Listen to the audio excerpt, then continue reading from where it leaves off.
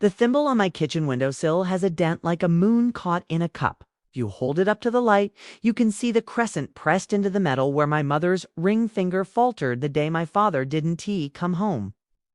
I touch that dent every morning the way some folks cross themselves, a ritual smaller than grief and bigger than forgetting. It reminds me what one hand can carry and how the smallest tools can mend the largest tears. I was born in a town you wouldn't know now, a place where winter tasted like coal dust and the river squared its shoulders against the wind. Our house hummed when you crossed the porch because one board had a secret. The kitchen wallpaper peeled like tissue, and the radio on the counter sang like a sister you couldn't always get along with, but couldn't imagine living without. We weren't poor, not in any way you could chart, but our money learned manners. We passed down coats and recipes and stories in equal measure. Mama June kept a singer from the 40s, heavy as a promise and twice as stubborn. The first song I learned was the hum of its motor and the click of her patience. Every seam is a promise, she told me, pin held like a tempered breath between her lips. And every promise starts small. I could thread a needle before I could spell my name. I started with doll hems and pretend aprons for my cousin's pretend kitchen. When I got good enough, my fingers didn't bleed. Mama trusted me with my father's shirts. The cuffs frayed where his hands met the world. He worked in the mine, a bite in the earth the men fed with their backs and lungs. He'd come home with coal pressed into the lines of his palms so deep it looked like the world had signed his skin, and didn't. He planned to wash off. The summer I turned 11, the siren climbed the hill like a scream. Women ran to their porches, aprons twisted into ropes in their fists. Someone's boy, someone's husband, maybe ours. The siren lifted the back of the day and dropped it again crooked. A neighbor girl sat on her steps and rubbed her knees as if she could coax heat back into the hours. Our door never swung open. After we buried my father, if you can call a pine box in a windy hill a burial, and not a suggestion to the sky that town brought pies and silence. I had never known how much noise grief made until then. It skittered in the walls like a mouse you couldn't catch, chewed through sentences, left droppings along the hall of days. Mama took off her wedding set. The pale line on her finger looked like a map you couldn't fold back the way it came. She worked the singer like it could keep her breathing. I learned the names of stitches the way farm kids learn the names of clouds. Running, blanket, back, ladder, whip. We kept time by the spool, meals by the bobbin. Nights, the light in our kitchen wasn't just a bulb. It was a stubbornness thin as thread and just as insistent. Our table filled with garments that smelled like other people's lives. I could read a person by their edges. A torn hem on a woman who danced too long at a wedding she had second thoughts about. A pocket repaired where a man kept letters he never mailed. A church dress with a stain above the knee like a thumbprint. The woman came 3 times before admitting it was from kneeling in the garden and crying. You can read a person by their edges, Mama said, pin in her mouth. But you can love them by their seams. Sometimes when the house was sleeping too hard. I'd slip under the singer's shadow and press the pedal with my bare foot, just to hear the machine purr. The presser foot rose and fell like a tiny gate, letting people into our life or sending them out. I made vows there in the hum and oil smell of that table vows. I would keep when I had no right to and break when I had to save someone I loved. Henry Carter walked into our kitchen carrying a suit he had no business owning. He stood in the doorway, cap in hand, shirt too white for a boy at the feed store. A jaw you could hang a question on, eyes going soft around the edges when they landed on something they loved. He set the suit coat down, gentle as a baby. Miss June, he said, polite trouble curling the edges of his words. My daddy left me this for my graduation. Was my granddaddy's sleeves? Is long. Waist is. Well, it's a good suit. I want to do right by it. Sit, Henry. Mama smiled. The kind of smile that could tell a person the history of kindness. Let the girl pin you. I'd never pinned a boy before. Not one looking at me like that. My fingers, clumsy with wanting to be grown, turned his cuffs under. His wrist held a river you could walk into if you didn't mind being swept away. You stand like you're already at the altar, Mama teased. Or the executioner's block. Ain't they the same? He grinned, and our laugh put its soft body down between us. We were married 2 summers later. A small, hot church, fans the color of paper bones, tomatoes blistered and sugared lemonade.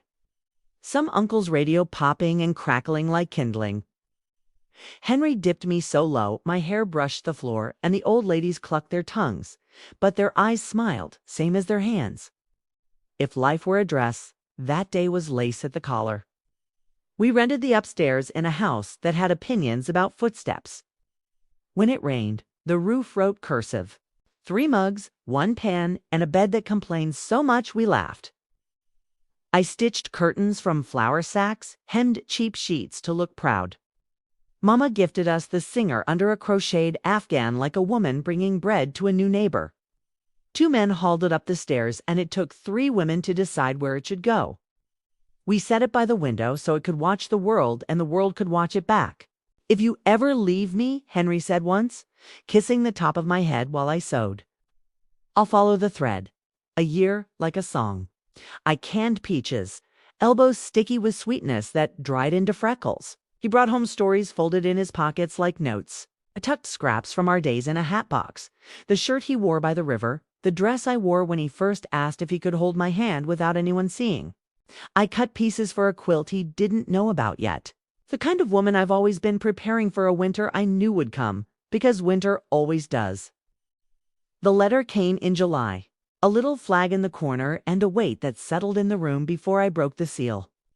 Friends had signed Henry's name on a dotted line before I learned to say no right into the eyes of men who wanted my husband for their war. The day he left, I stitched his initials inside his collar, small, near his pulse. "Come back to me," I whispered to Cloth. "I'll follow the thread," he said. Mouth brave, eyes not. There are losses you can't sew around. You stitch and the whole trembles and keeps its shape. A man in uniform came to our porch and said words that cashed themselves without my consent. Brave, flag, service, impact. Theater, God. My ears turned to doors closing. The funeral was a fold that didn't stay. I sat at the singer until my foot went numb. Mama brought coffee, like you set down a crying baby, loving the noise away if you can.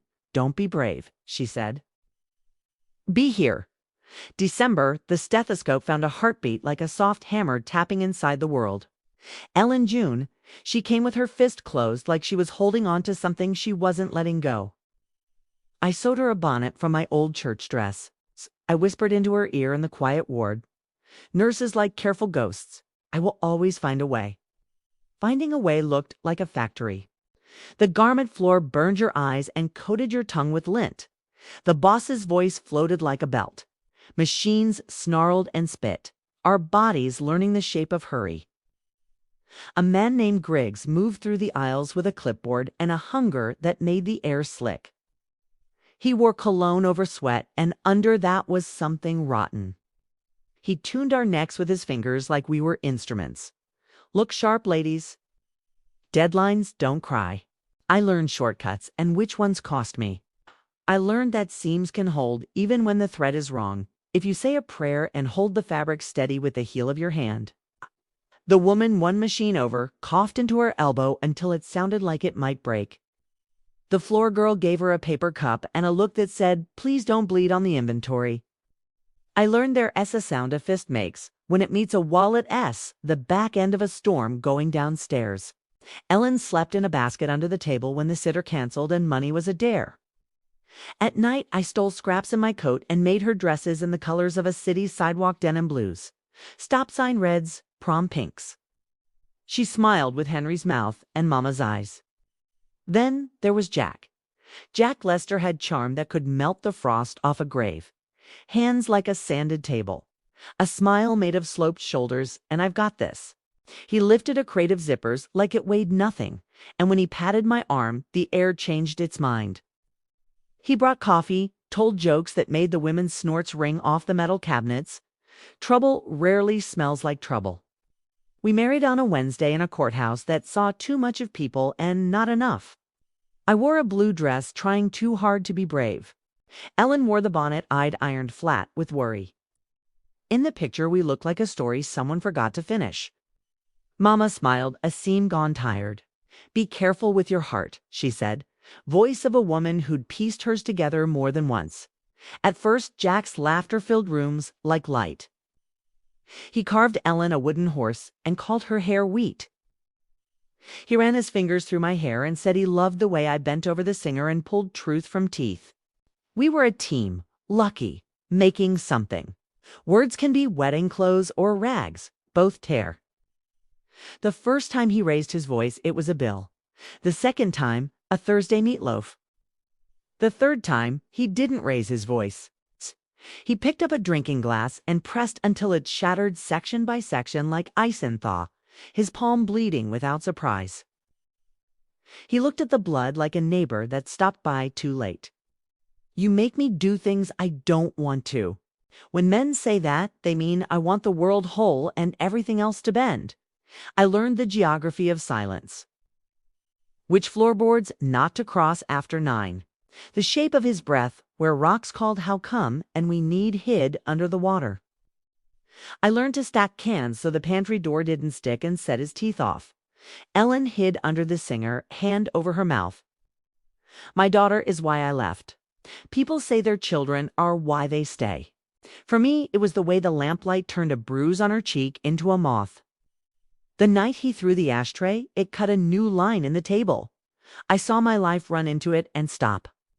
I'd been tucking money into the hem of the living room curtains, stitches tight enough to hide a secret. The school of sewing teaches you how to hide. I taught myself how to leave. When he went on a fishing trip he didn't deserve, my hand shook too hard to get the rod down. I stood on a chair, bit the fabric, and tore. Coins and bills fell like a small rain. Ellen laughed because she didn't know what else to do. We put the money into a pillowcase, a coffee tin, the toes of my Sunday shoes. I packed the singer last. 2 neighbor boys carried it, and my breath down the stairs. We slept at Mama's. In the morning, I called a lawyer with a voice I barely recognized. Some words taste like dirt the first time you say them. Divorce, custody, restraining, evidence. I wrote it all down. I took pictures of walls and words. In court, the bench felt like a pew in a church I didn't want to pray in. Jack stared at the judge like he didn't recognize another man's right to tell him where to put his rage.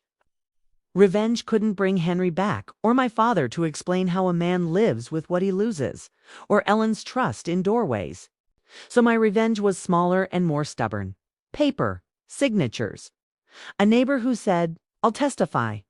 Women in a hallway swapping numbers like teammates in a game we never wanted. Griggs told me I was making trouble. "Unions got no stomach for mess," he said. "You're good when your head's down. Shame to lose that." I was done being a leverman, pulled to move the world. I kept my job by a sliver of thread. I sent my overtime to a legal aid tacked to the time clock.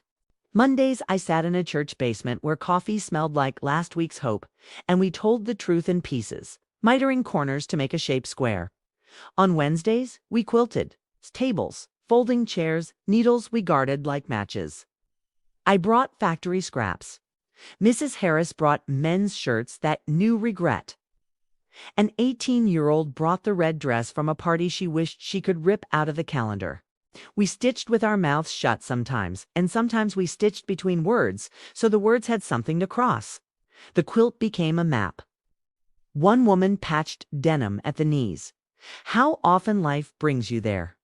Another sliced satin from a wedding with steady anger. Mine held Henry's undershirt. The curtain hem I'd torn. The collar from Ellen's first dress. Ladder stitch rung by rung out of something. We auctioned that quilt at the fair. Hands touched it like relics and miracle bones. A real estate smile won and sent his wife to pick it up. She ran her palm along it reverent, as if she knew she was lifting a book many hands had written.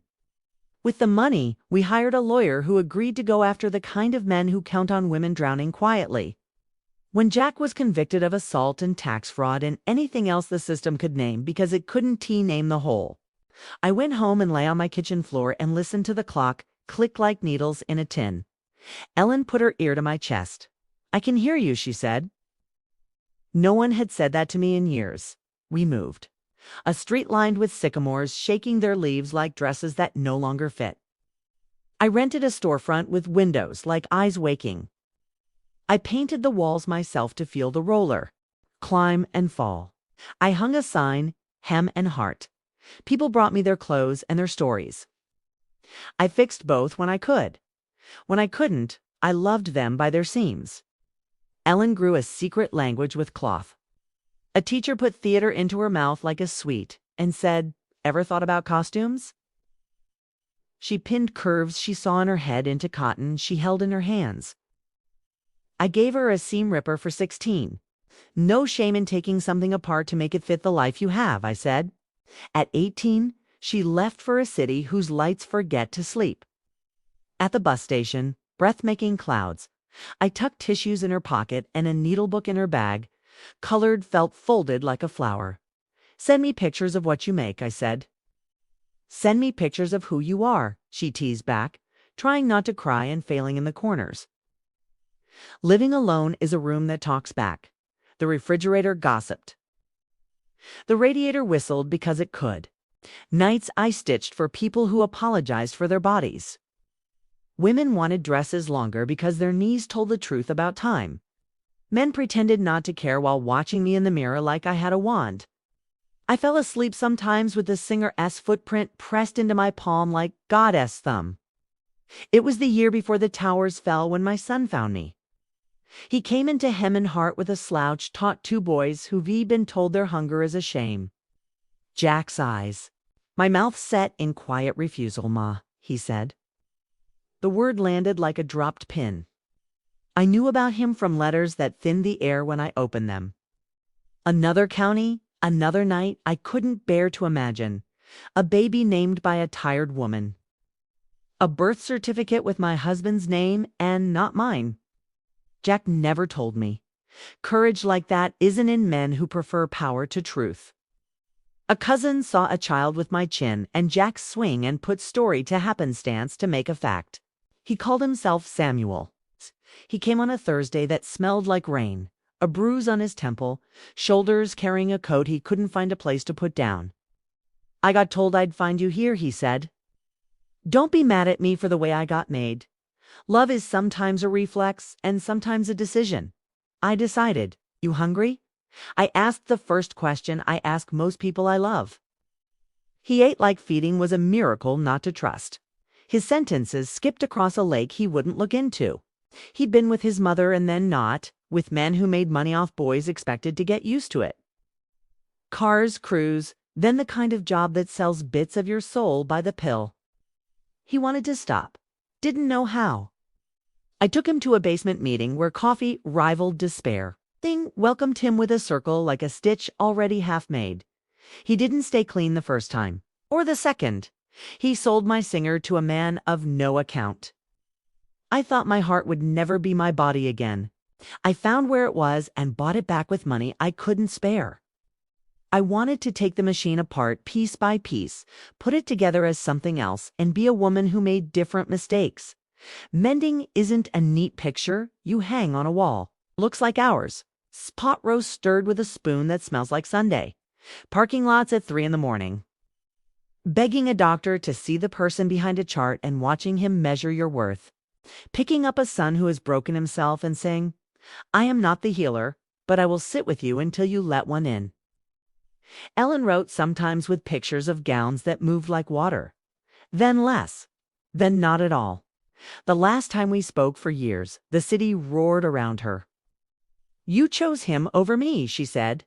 And I learned that when people speak from pain, they measure what we choose by what they lose. "I chose him after losing you," I said, but the line was already ashore with no boat. When the shop went quiet, I began a quilt I couldn't name.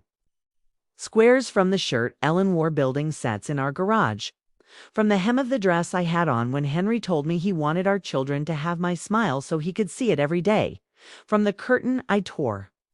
From a flannel left by a boy who brought me a jacket to patch for a girl who never returned. A quilt to keep warm someone who didn't want to come home yet. I stitched into it lines only I could read.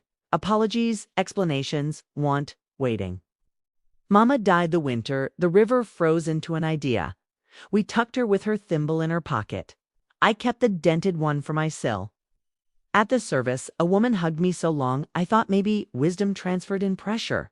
After the casserole's ghosts left, I lined up bobbins like soldiers and cried, the kind that wrings you out and leaves you lighter and ashamed for feeling lighter. Jack wrote letters from behind fences. Apologies in borrowed words. He asked for pictures of Ellen. I didn't write back. When he stood across the street in a coat that didn't fit after he got out, he'd lost height, the way some men lose money obvious, and badly. I called a friend at the station, a man whose wife once sat with me outside a courtroom. He came and stood next to me and faced the past until it left. Another time at the market, it was just us and the mayonnaise and mustard. Jersey colors in a game neither of us would play. He looked at me, opened his mouth, closed it, picked the cheaper bread, and that was the last of it. The day of the fire, I was basting a wedding dress. The back wall of hem and heart went smoke, the alley coughed gray. The devil got stuck in my windows. Samuel went around back because he knew I wasn't brave enough to let what I loved burn. Kay came out dragging a rack with dresses slung like soldiers. He went back for the singer. I screamed, animal. Firemen pinned me still with practiced kindness. He came out with the machine-blackened arms, a red map, fell on the pavement holding that weight the way you hold a lifeline. At the hospital, a doctor with lake eyes said the burns would heal if we kept the bandages clean and the will in. I washed his arms, laid gauze like quilt squares, told him stories about a boy who went to war and didn't come home except in his daughter's laugh. Please let the next thing be possible. I whispered to sleep and gauze and hope. You do not get to keep your children. They belong to the fire and the quiet and the days they choose. Ellen called once that season. She left a message. She'd seen a woman in a blue dress cross the street. She thought it was me. Her voice broke on me. We weren't done, even if we had forgotten how. I wrote letters I didn't send. I told her about women who stood in my mirrors and cried because they saw themselves and not the world's wants. About Samuel learning to hold a coffee cup in both hands like it could leave. About the quilt, about the dented thimble's location, in case she needed a small place to find me. The quilt grew. We laid it on the Wednesday table. A woman whose husband left before dawn sewed a dark brown patch. The floor, a girl with a shaved head stitched bright yellow. Joy peeking through scaffolds. People brought me clothes and their willingness to be mended. Recession, layoffs, closures. Words new to tongues old with worry. I took their sleeves and made them fit. I decided my rebellion and revenge and forgiveness were the same. I would stitch until the world remembered it could be held. A golden afternoon, bell trembling on the door, chalk dust in the air like tired snow. I looked up and a woman stood there with the city on her shoulders and the sun caught in her hair, older than the girl I'd waved into a bus. Carrying a garment bag and something bundled like a small secret. Mama, she said. The bundle split into legs and ran, and my granddaughter's face carried my mouth, making a new smile. She smelled like apples and playgrounds. Ellen and I looked at the floor before we looked at each other because meeting what you've wanted is blinding. We touched like closing a seam. We cried into each other's lines. Samuel came from the back with lemonade, a counselor's advice for hands that needed to do good and froze, unsure whether to protect or to celebrate. Come in, I said. The only invitation I ever mean. We mended that day and every day after with needle and thread and words that made sense and words that didn't. We ate 2-for-1 cookies and pretended I'd baked. My granddaughter learned to put a pin in the tomato without stabbing herself piano quick, serious in a way that put a stone in my throat. Evenings, with the shop quiet and the lights kind. Ellen and I sat side by side at machines like women on a factory floor, except no clock was stealing anything. We sewed for a wedding party, then let the seams of years out and brought them in. You should be mad at me, Ellen said once, which is how you ask for forgiveness without giving yourself the word. I'm tired, I said, and I love you. Both are true. Let's make a dress that holds both. Samuel took my granddaughter to the river with safety lectures. That would impress a sergeant. He called Ellen sis in a voice that put down its rocks. He slipped once and didn't call his sponsor. We took off our shoelaces together in faith at intake, like starting over. Sometimes that's the only holy thing left. We built hems with allowance, used threads that didn't match and decided we liked seeing them. Laid the quilt on my bed, my hand resting on it at night like a book I loved. My granddaughter named the blocks as children do, with the clarity adults forget. Sky, sky, river, sad star, happy house, fire out, ma. In the corner, a piece she called forgive. We made a family without a pattern. The Wednesday women gathered. The men from meetings carried chairs, and we stitched something whiter than blood. We started a free mending day, built a rack labeled, "Take what fits." A girl came in with her face like a closed door and left wearing a coat that made her hands look ready. We set a task jar. Every time someone said sorry for their body, they had to put a quarter in, and we used the money for birthday cakes of strangers. Ellen taught a Saturday class, patterns for bodies that made babies and losses. She drafted curves, like apologies and approvals. "There's nothing wrong with you," she told the mirror, and women listened. Griggs older, smaller, showed up at a city council meeting to argue against a worker safety ordinance. I sat in my Sunday dress that had made it through courts and funerals. He scanned the room looking for the crowd that used to nod. He found eyes that held instead. A woman from Wednesday's hair white as a wet dove stood and told the story of his hand on her neck, of quotas like cages, of a cough that stopped only when the factory shut. Her voice was a seam ripper, steady, surgical. We applauded the wrong way for a council chamber loud, untidy.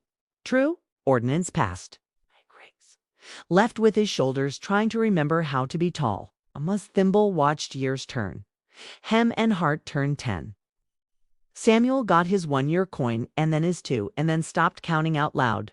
He started a weekend rib stall at the parks, moke curling like music, apron stained with pride. He learned to season the way I sew, by feel, by years, by what the day needs.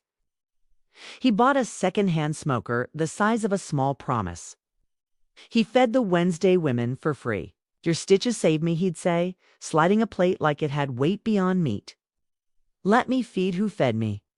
Ellen's city sent invitations that smelled like good paper. She designed costumes for a theater that thought women's bodies were not mistakes to be corrected, but stories to be presented. Her work showed shoulders that carried, belly soft like something had lived there, hips like a road you wanted to travel. People wrote about her in ways my mother would have clipped and put under a magnet. She came home as often as time allowed, and when she didn't, she sent fabric, like letters. A whisper of silk to say, "I'm sorry." A length of cotton to say, "I'm tired." A brocade to say, "I did something brave and it didn't kill me." We made a shelter sewing room at the church with Wednesday money. Thread trees, scissors chained to tables not as jail, but as anchors. Women came, and the first week no one sewed. They sat and decided if their hands could be trusted. The second week seems... The third, laughter like a rope across a river. We stocked prom dresses, we stocked interview shirts, we stocked wedding veils for people who refused to apologize for loving after loss. There is a season when everything you mended holds at once. June the month, not my mother arrived bright. We planned a party called Stitch Us Back. Not a wedding, not a funeral, not a holiday with a script. A night because we had been a family long enough to deserve one. We strung lights in the yard and let my granddaughter, we call her Uni, and yes, it's for Mama hang 'em crooked, because love isn't a straight line. The quilt hung between two trees like a banner. When the wind pressed it back, folks saw the wrong side knotted crossovers, wandering threads. We turned it to the right clean stories. Neat pictures on people oohed. I turned it back. "This is what made it," I said. And some cried the way you do when what you know and what you see finally choose each other. We sang kitchen songs. Samuel brought ribs and long-handled tongs like a scepter. The Wednesday women wore lipsticks with names like Courage and Pay Me. Ellen's city friends came and didn't. Tea talked too loud and brought cakes with flowers that looked like apologies done right. Uni ran with a pack of children wearing capes made from old curtains, and every time she passed me, she tapped my elbow as if to say, "I see you, don't be lonely." I had a square in my apron pocket. A piece of the blue dress I wore to court the one that tried too hard to be brave. I'd stitched something tiny on it in thread the color of new sky. I waited for the quiet that means everything is listening. I pinned it at the center of the quilt where the seams made a small star and tied the knot like tucking a child. Ellen touched it. "What does it say?" she asked. She didn't need me to answer. The letters sat proud and honest on the blue. We read it together, our first finished sentence in years. "Home, if this were where the story ended, you might think life learned its moral and went to bed. But life doesn't do morals so clean. It marks you and keeps moving." A month later, the doctor called my name in a white room and said there was a shadow on film. He talked in shapes and percentages and follow-ups. I watched his mouth and thought about hems, how much to take in, how much to leave for growth. I walked home slow. I put my palm on the singer and it was warm the way a thing is when it's been waiting to be useful. I didn't tell them that night. We ate beans the way my mother dressed them when the check hadn't come. Uni told a story with her hands. Ellen drank tea like it was medicine and not comfort. Samuel smelled like smoke and pepper and joy. I went to bed with the crown of my head sore from the weight of a day I had done tea shared. In the morning, I laid the truth on the counter like fabric. "There's a lump," I said. "They think they can cut it." "They think I'll be okay," I said the second thing because I needed them to hear the first. Ellen stood and then sat, as if her body couldn't decide which way to be strong. Samuel gripped the back of a chair until the wood remembered trees. Mooney pushed her palm onto the dented thimble and held it there like a spell. "We'll sew around it," Samuel said finally, eyes bright with fight and fear. "We'll put stay stitches." "Oh, Sammy," I laughed into tears, surprised at how the old name slipped out. "You've been learning my language? Surgeons are tailors." I told them so, and they laughed like I'd brought them pie. They threaded me with tubes, pinned me with wires, and I watched the ceiling tiles like squares on a quiet quilt. When I woke, my chest felt like a seam that had held against a tug. The doctor smiled like he'd found the right stitch length. Back home, we moved slow together. Ellen set up a chair by the window and brought me patterns to trace so my hands wouldn't forget their worth. We cut paper together, shapes of a future draped across our knees. Samuel took the morning shift at Hem and Heart, pins in his mouth looking like teeth he'd borrowed. The Wednesday women rearranged themselves and came in waves, each bearing soup and soft things that tasted like afternoons with your feet up. There was a night when pain came heavy and the house was too quiet for the noise that wants to eat you. I sat on the kitchen floor, back to the cabinet that holds the good plates. The moon came in thin and sharp. The singer stood across the room like a patient friend. Uni patted in, hair asleep, miss, and sat with her back against me, 2 spines in a line. "Cra," she whispered, not asking, just saying my name like a lifeline. My breath found hers and slowed. We counted together, not out loud. When the ache let me go, she stood, walked to the machine, and touched the flywheel with reverence. "When I'm big, can I have her?" she asked. "So I can hear you." "You already have me," I said. But yes, recovery looks like bad television and buttonholes. It looks like half cups of cold coffee saved for no good reason and suddenly perfect toast. It looks like learning a body again without taking its failures personal. It looks like letting your daughter see you nap, letting your son see you knead, letting a child hold the thimble and not hover. Letters came from women who'd moved away and still kept Wednesdays in their bones. It's from a cousin with a new baby and an old mistake. From a man who used to pretend not to care what he wore, now asking for a pocket for grief. The council invited me to speak at a ceremony naming a new community room. They wanted to call it The Stitch. I stood at a podium with my dented thimble in my pocket and told the truth.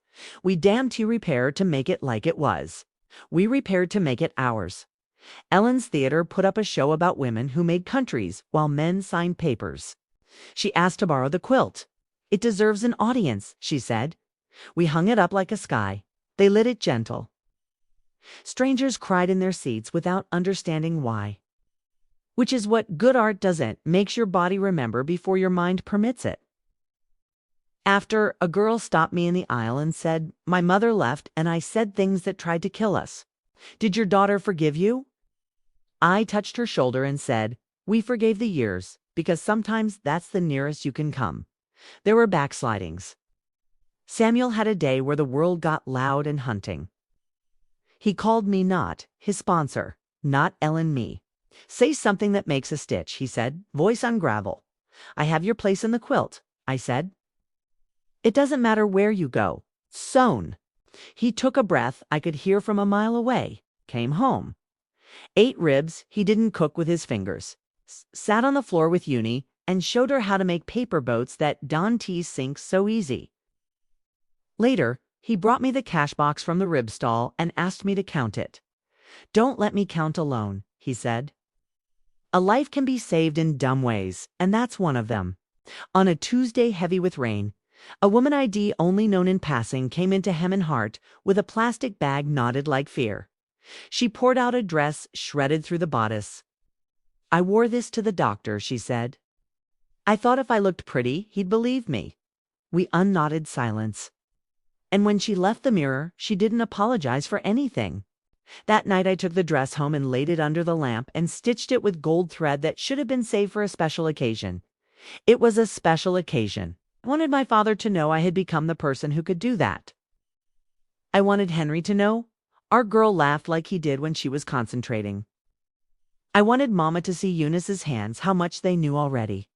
I wanted the world to be kinder by policy, so it didn't have to rely on the unpredictable generosity of single households. But until then, I wanted my door to be open. We moved the quilt from my bed to the shop wall that winter because I wanted it to keep people warm with its look. I stitched tiny lines of blue along the edge like little rivers. If you followed them with your finger, they ran into the center square where it said what it said. I watched strangers touch it and pull their hands back and then touch it again. On the anniversary of Hem and Heart, we held a fashion show in the alley where the fire had coughed. We strung bulbs and chalked out a runway. We called it Runway of Repair. Ellen dressed women in garments made of mistakes and salvations. We left the repair visible sashiko, patches like stars, embroidery where tears had been. The Wednesday women walked first, hips telling the truth. A girl in a prom dress with new straps smiled like her shoulders were finally sure.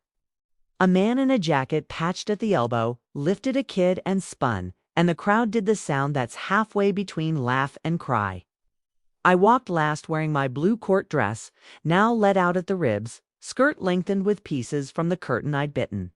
The hem was a history. The applause was a kind of weather you don't question. I reached the end and turned and saw them. Ellen holding Uni's hand. Samuel behind them, steady as a mountain, all of them shining like a thing you can't buy. For one breath, the world in my life agreed. Back home after the show, we didn't take the lights down. We sat under them and mashed our faces into our hands and laughed. The air had that whipped clean feeling after a summer storm. I made tea. Samuel fell asleep in a chair, head back, mouth open like a boy. Ellen washed dishes like a person apologizing in action, not words. Uni lay on the rug with the thimble at her eye, looking through it at the world. "Gran," she said, "when you're not here, will the stitches stay?" "Yes," I said. "Because we're all holding them." She fell asleep with her hand in the pincushion, the pins standing at attendance around her small slack fist. I watched the room. I let my body memorize the arrangement, the shoes by the door. The thread caught in the lamp chain, the quilt's corner lifting when the heat kicked on. I thought about all the women who never got to this quiet, and I said their names in my mind, the way you count stitches to keep the line straight. Spring came, and my hair grew back in patches like defiant grass. The scar faded into a knowledge I didn't resent. We planted tomatoes. Uni learned buttonholes. Samuel taught her to start a fire in a pit without making the neighbors worry. Ellen won a thing she pretended didn't matter and cried into my neck because it did. The council asked if they could hang a photograph of the singer in the stitch room, and I said yes, if they let people touch it. They did. The photograph grew fingerprints like a prayer. A year later, Ellen married in our yard. She wore a dress we made together, but mostly she made, because my hands, while competent, deferred to hers the way sunlight defers to noon. The bodice was cut for the way she stands when she's done apologizing. The skirt moved like she was walking into something good without sneaking. Cooney scattered petals with all the seriousness of a surgeon. Samuel walked Ellen to the quilts we hung as a backdrop and kissed her forehead at the altar because we decided altars shouldn't only be for grooms. When the minister asked who gives this woman, we answered in pieces. Her father who died, her mother who sewed, her brother who stayed, her daughter who will. The crowd didn't laugh. They put their hands on their hearts as if checking they were still there. We ate ribs and potato salad and cake in too many tears. The neighborhood kids played tag around the edges. The Wednesday women danced with their shoes off, lipstick smiles, eating the night. The orchestra was a Bluetooth speaker that didn't know where to point itself. The singer sat by the window like an old friend who knows when to go home. At the end of the summer, we packed a box for Uni. She was leaving for a college that had a textile lab and a view of a river that pretended. It was the same river as the one that watched me grow. It wasn't, and it was. We put in a seam ripper, a small kit of threads, a pin cushion shaped like a tomato with a strawberry attached to Maury for needles and metaphor for living. I slipped the dented thimble between her socks. Gran, she started to protest, but I held up my hand. Take care of it, and it'll take care of you. It already does, she said. When I'm scared, I touch it and think about your dent and Mama's hands and Uncle Sam S. Burns and all the seams that didn't break. She hugged me with new arms longer, but the same. Make friends who know how to hold a hem, I said. Make mistakes. You can sew. Call when the bobbin runs out. Don't force a pattern onto a day that wants to be an improvisation. She laughed. I love you, she said, and left like a bandage pulled fast, hurt quick, then air. The house was too quiet an afternoon. I set the singer to a straight stitch and hemmed dish towels that didn't need it. I talked to Mama. I told Henry his girl had done fine. I told Jack nothing. I told my father we'd kept working. I told the city I forgive you for needing too much. I told my body I forgive you for surviving imperfectly. I told the thimble, safe on Una's finger, do your job. The first time Una called about a heartbreak, I didn't tell her to be brave. I told her to baste, not commit yet. Hold it together long enough to see what shape it wants to be, I said. Then stitch for real. The second call was about a classmate who said her designs were old. They're old the way bread is old, I said. As in, we all die if we don't have them. Ellen sent a photograph of a dress she made for a woman who stood on a stage and told the truth about a man everyone still likes. The dress looked like armor you could dance in.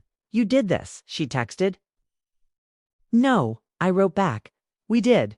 Samuel showed me a lease. Stand inside here and see if you can tell me where the rib cooker goes, he said. He'd saved and fixed and sold enough plates of smoke and patience to rent a rectangle of a place under the elm on 5th. He wanted to call it Ladder End. Sauce, for how we got out. I cried and left my thumbprint on the window, the same way strangers left theirs on the singer photo. A repetition, a litany. An autumn Saturday, we opened his doors with a line out to the curb and down. He moved in his kitchen like a dancer. He burned his forearm on the lip of the smoker and didn't swear, which means he swore between breaths without words. A woman from the church came to the counter and said, "Boy, I didn't think you had it in you." And he, with a generosity I don't always have, smiled and said, "I did. I just needed hands." We put a tip jar labeled for the Wednesday quilts. By closing, it was full of cash and notes that said things like, "Thank you for seeing my daughter's body. Thank you for vouching for my boy at the hearing. Thank you for patches." Where I thought there was only ripping left, he counted with me like early days deliberate, not letting numbers get private. I keep thinking there will be a last big lesson that ties us off, but lessons don't tie. They fray into the next thing. The world stays careless and merciful in the same breath. A woman who stitched alongside us died, and we covered her with our quilt while we waited for men to come and take her somewhere else. A little boy walked into my shop with a toy bear missing an arm and said, "If you don't fix him, he'll think I don't love him." I fixed the bear with a visible red sash that made the arm look like a prize. He kissed the mend and waved at me and walked out into his long life. Some mornings I stand at the window with nothing to do and everything to be grateful for, and the singer looks back at me like, "You going to sit or what?" I sit. I oil the places that need it.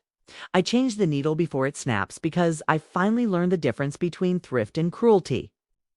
I answer the bell, ring that it is, and whoever walks in becomes, for a minute, mine. Tonight the house breathes easy. The radio sings a little. The yard holds its dark like a bowl. Ellen will be here in the morning with a woman she loves and my granddaughter who is not a child except when she is. Samuel will stop by after close with his apron folded, and he'll ask if I have any napkins because he never orders enough. And I'll give him a roll and a lecture, and he'll take one and the other, both. I'll touch the dent in the thimble by muscle memory and say a prayer that doesn't interest heaven but changes my blood. Let the next thing be possible. Let the seam hold until we can reinforce. Let the thread be strong enough to teach us we're stronger. There will be more tears. There will be more mending. There will be holidays where we forget a name and remember a story. There will be a day when someone else oils the singer and my chair sits back an inch, as if listening for me and the quilt is too fragile to handle, and we hang it anyway, and a child-eye Dan. Tino points at the center and reads a word out loud like a spell. Home. And the room will answer back.